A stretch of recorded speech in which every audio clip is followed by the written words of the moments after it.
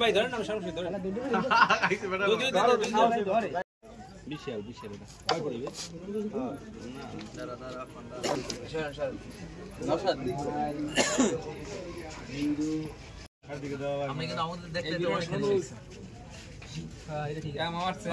দেখতে কলাপাড়া চৌরাস্তার মাছ বাজার সংলগ্ন একজন ক্যানভাসার তিনি বেশ কিছু সাপ নিয়ে অত এলাকায় কুসংস্কার করতেছিল এবং হচ্ছে যে তিনি সাপের খেলা দেখিয়ে বেশ কিছু তাবিজ বিভিন্ন গাছগাছালি বিক্রি করতেছিল।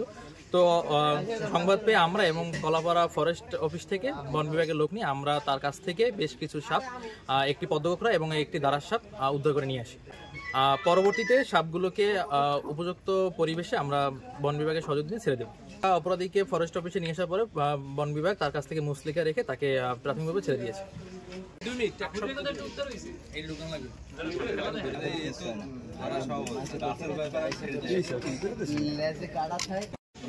হ্যাঁ ঠিক আছে